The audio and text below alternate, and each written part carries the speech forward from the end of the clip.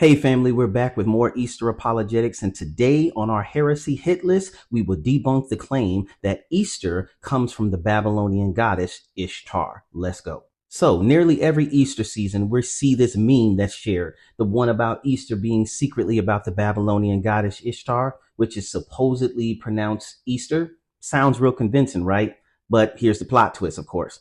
The whole thing is really just a bunch of Babylonian bull. So at the genesis of all this, it starts with one person, Alexander Hislop. Yeah, y'all remember that name, the same dude that told us that Christmas was pagan. He single-handedly starts this rumor in the 1850s.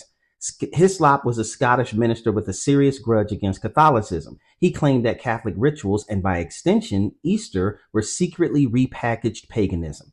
And his research, let's just say it involved less history and more imagination. In his book, The Two Babylons, he tries to convince readers that Easter was really about Ishtar. In his main evidence, brace yourself, this is going to get good.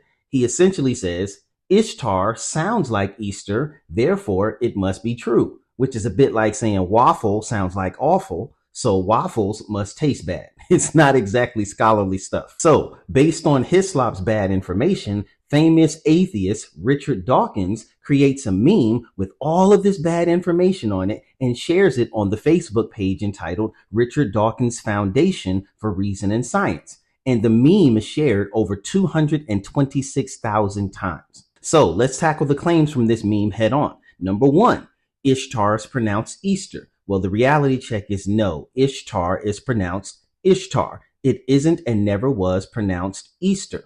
Modern scholars agree that any similarity between the English is purely coincidental. Even Richard Dawkins' own foundation, who is certainly no friend of Christianity, admitted that this meme was totally false. Do you realize how bad your information has to be when your own foundation puts out an entire statement fact-checking you and telling the world that they were really wrong? In the words of Kevin Samuels, man, you can't make this stuff up. Or maybe you can. Claim number two is that Easter symbols, bunnies and eggs, were Ishtar symbols coming from fertility. Well, when we fact check it, archaeologists and historians have found zero evidence linking Ishtar to rabbits or eggs. Her symbols were actually lions, gates, and an 8-pointed star, symbols that represented power, not fertility. There's no bunnies, no eggs, no baskets. Ishtar was a goddess popular in ancient Mesopotamia about 3,000 years ago, long before Easter. She had nothing to do with spring celebrations, resurrections, or Sunday church services. Let's get real. So Easter's timing isn't from pagan rituals either. It aligns with the Jewish Passover because Jesus was crucified and resurrected around Passover.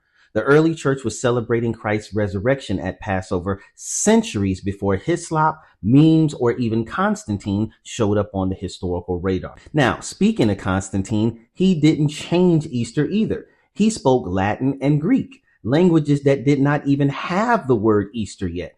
He called the resurrection celebration Pascha. Easter existed centuries before him, only tied to Jesus, but never tied to Ishtar. So, with all of this evidence, why does the myth persist? Because honestly, it's easier to share a catchy meme than research the truth. As Charlemagne the God says on The Breakfast Club, nobody cares about the truth when the lie is more entertaining. But you and I are not going to sacrifice truth on the altar of convenience. So the next time someone says Easter is really about Ishtar, kindly remind them that history, archaeology, language, and all of the empirical facts and evidence say otherwise. Easter is about Christ's victory over death, not Babylonian gods, no matter how tempting the meme might say.